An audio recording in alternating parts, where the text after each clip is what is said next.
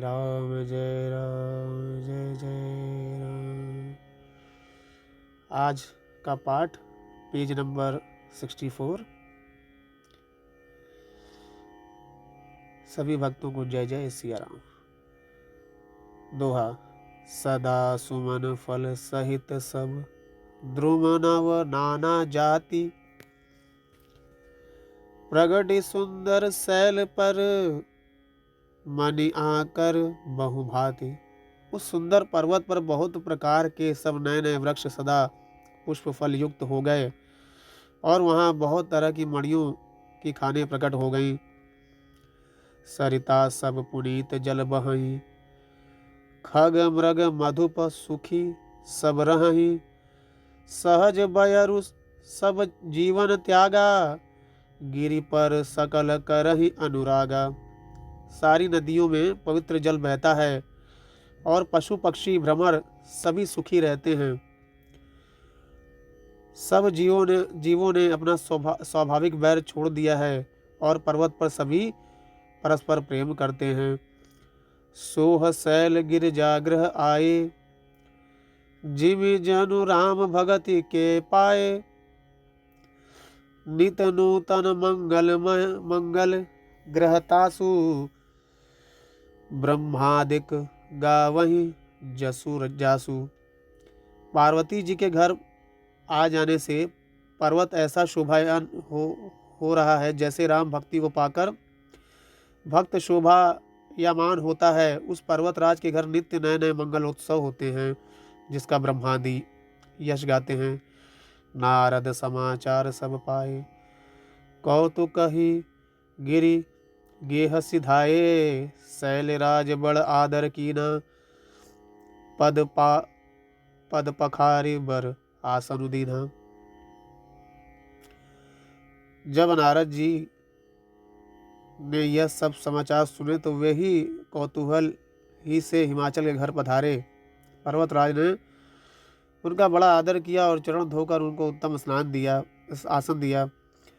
नारी सहित मुनि पद सिर नावा, चरण सलिल सब भवन सिंचावा, जिन निज सौभाग्य बहुत गिरि बरना, सुता बोली मेली मुनि चरना। फिर अपनी स्त्री सहित मुनि के चरणों में सिर नवाया और उनके चरणोदक को सारे घर में छिड़काया। हिमाचल ने अपने सौभाग्य का बहुत बखान किया और पुत्री को बुलाकर मुनि के चरणों पर डाल दिया। दोहा। त्रिकाल गए सर्वज्ञ तुम, गति सर्वत्र तुम्हारी, कहु सुता के दोष गुण, मुनिवर हृदय विचारी। और कहा, हे मुनिवर, आप त्रिकालज्ञ और सर्वज्ञ हैं, आपकी सर्वत्र पहुँच है, अतः आप हृदय में विचार कर कन्या के दोष गुण कहिए।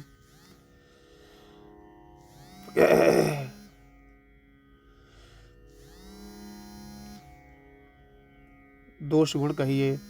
कह मुनि बिहसी गुण मृदु बानी, सुता तुम्हारी सकल गुण खानी, सुंदर सहज सुशील सयानी, नाम उमा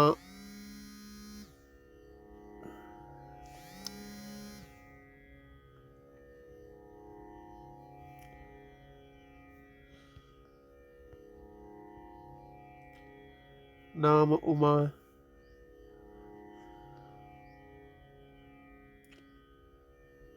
नाम उमा अंबिका भवानी।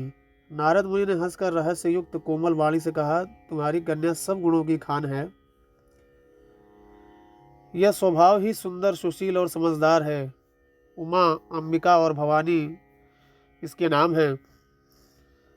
सब लक्षण सब संपन्न कुमारी, हुई हैं संतत पियारी, सदा अचल एहि कर अहिवाता, एहि तेजसु पयहि पितु माता। कन्या सब सुलक्षणों से संपन्न है। यह अपने पति को सदा प्यारी होगी, इसका सुहाग सदा अचल रहेगा और इससे इसके माता पिता यश पावेंगे। हुई हैं पूज्य सकल जग माही, यही सेवत कछु दुर्लभ नाही। यही कर नाम सुमिर संसारा, त्रिय चढ़ी हई पतिव्रत असी धारा। यह सारे जगत में पूज्य होगी और इसकी सेवा करने से कुछ भी दुर्लभ ना होगा। संसार में स्त्रियां इसका नाम स्मरण करके पतिव्रत रूपी तलवार की धार पर चढ़ जाएंगी। शैल सुलक्षण सुता तुम्हारी, सुनहु जे अब अवगुण दुईचारी।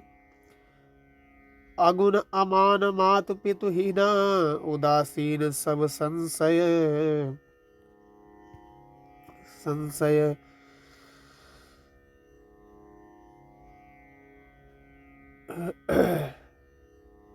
संशय छीना।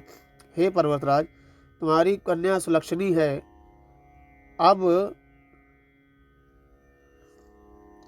अब इसमें जो दो चार अवगुण हैं उन्हें भी सुन लो। गुणहीन, मानहीन, माता पिता विहीन, उदासीन, संशयहीन, लापरवाह। दोहा। जोगी जटिल अकाम मन, नगन अमंगल भेष। आस स्वामी यही कह मिलही, परिहस्त असी रेख। योगी जटाधारी निष्काम हृदय, नंगा और अमंगल वेश वाला ऐसा पति इसको मिलेगा। इसके हाथों में ऐसी ही रेखा पड़ी है। सोने मुनि गिरा सत्य जिय जानी, दुख दंपति उमा हर्षानी। नारदहु यह भेद न जाना, दशा एक समुझब बिल गाना। नारद मुनि की वाणी सुनकर और उसके हृदय में सत्य जानकर पति पत्नी हिमवान और मैना को दुख हुआ और पार्वती जी को हुए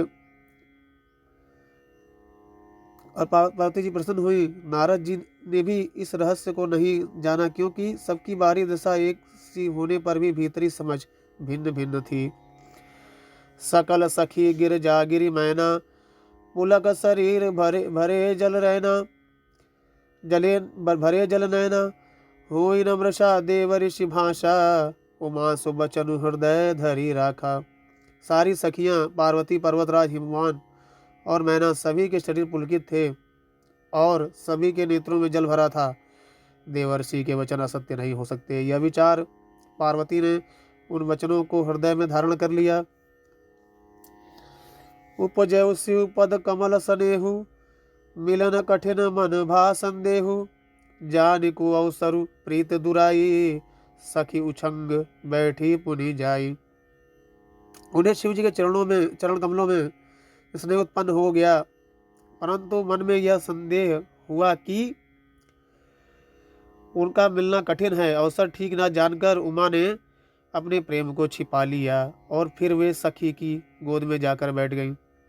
झूठ न होई देव ऋषि बानी, सोच ही दंपति सखी सयानी। उर धरि धीर कहई गिरिराऊ, कहु नाथ का करियउ पाऊ। देवर्षि की वाणी झूठी न होगी, यह विचार कर हिमवान, मैना और सारी चतुर सखियां चिंता करने लगी। फिर हृदय में धीरज धरकर पर्वतराज ने कहा, हे नाथ, कहिए अब क्या उपाय किया जाए। दुआ। कह मुनि सही मवंत सुन, जो विधि लिखा लिलार।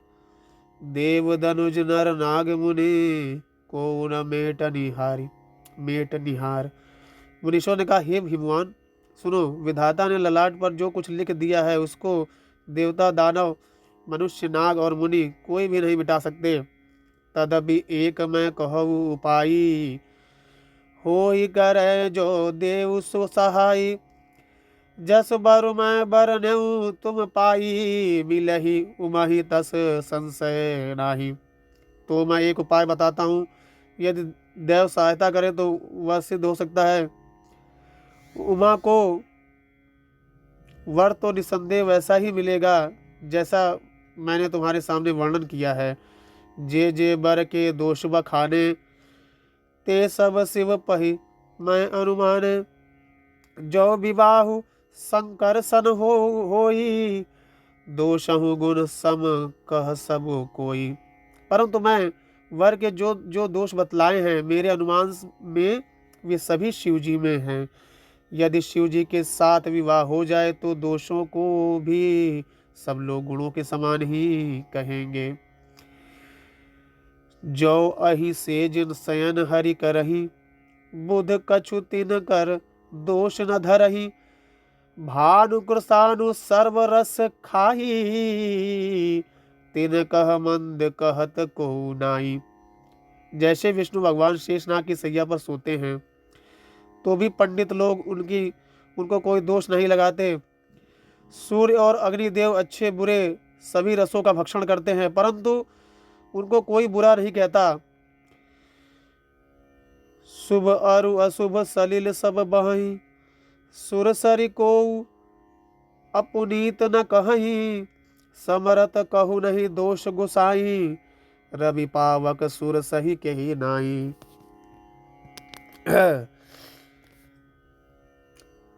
गंगा जी में शुभ और अशुभ सभी जल बहता है, पर कोई अपवित्र नहीं कहता। सूर्य अग्नि और गंगा जी की भांति समर्थ को कुछ दोष नहीं लगता। दोहा जो अस हिस्सा करही न जड़, जो अस हिस्सा करही न जड़ विवेक अभिमान। परहि कलप भरि नरक महु, जीव की ईस समान। अर्थात यदि मूर्ख मनुष्य ज्ञान के अभिमान से इस प्रकार होड़ करते हैं तो वे कल्प भर के लिए नरक में पड़ते हैं। भला कहीं जीव भी ईश्वर के समान सर्वथा स्वतंत्र हो सकता है। सुरसरि जल कृत बार अनुजान, कबहु न संत करहि तेहि पाना। सुरसरि मिले सुपावन, जैसे ईस अनीस ही अंतरु तैसे। गंगा जल से भी बनाई हुई मदिरा को जानकर संत लोग कभी उसका पान नहीं करते, पर वही गंगा जी में मिल जाने पर जैसे पवित्र हो जाती है। ईश्वर और जीवन भी वैसा ही भेद है। शंभु सहज समरथ भगवान, एहि विवाह सब विधि कल्याण। दुराराध्य पै अहि महेशु, आशुतोष पुनि किए कलेशु। शिव जी सहज ही समर्थ हैं, क्योंकि वे भगवान हैं, इसलिए इस विवाह में सब प्रकार कल्याण है। परंतु महादेव जी की आराधना बड़ी कठिन है, फिर भी क्लेश तप करने से वे बहुत जल्द संतुष्ट हो जाते हैं। जो तप करे कुमारी तुम्हारी, भावी मेटि सकहि त्रिपुरारी। जदपि बर अनेक जग माही, यही कह शिव तजी दूसर नाही। यदि तुम्हारी कन्या तप करे तो त्रिपुरारी महादेव जी होनहार को मिटा सकते हैं। यद्यपि संसार में वर अनेक है, पर इसके लिए शिव जी को छोड़ कर दूसरा वर नहीं है। वरदायक प्रणतारति भंजन, कृपा सिंधु सेवक मनरंजन। इच्छित फल बिनु शिव अवराधे, लही न कोटि जोग जप साधे। शिव जी वर देने वाले, शरणागतों के दुखों का नाश करने वाले, कृपा के समुद्र और सेवकों के मन को प्रसन्न करने वाले हैं। शिव जी की आराधना किए बिना करोड़ों योग और जप करने पर भी वांछित फल नहीं मिलता। दोहा अस कहि नारद सुमिरि हरि, गिरिजहि दीन असीम। हुई है यह कल्याण अब संशय तजहु गिरीश। ऐसा कहकर भगवान का स्मरण करके नारद जी ने पार्वती को आशीर्वाद दिया और कहा कि हे पर्वतराज, तुम संदेह का त्याग कर दो, अब यह कल्याण ही होगा।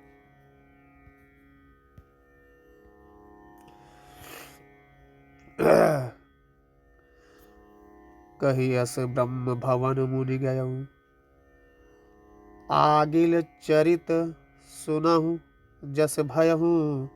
पति एकांत पाई कह मैना, नाथ न मैं समुझे मुनि बैना। ये यो कहकर नारद मुनि ब्रह्मलोक को चले गए। अब आगे जो चरित्र हुआ उसे सुनो। पति को एकांत में पाकर मैना ने कहा, हे नाथ, मैंने मुनि के वचनों का अर्थ नहीं समझा। जो घरु बरुकुलु होई अनुपा, करिय विवाह सुता अनुरूपा। नाता कन्या बरु रहु कुंवारी, कंत उमा मम प्राण पियारी। अर्थात जो हमारी कन्या के अनुकूल वर और कुल उत्तम हो तो विवाह कीजिए, नहीं तो लड़की चाहे कुंवारी ही रहे। मैं अयोग्य वर के साथ उसका विवाह नहीं करना चाहती, क्योंकि हे स्वामी पार्वती मुझको प्राणों के समान प्यारी है।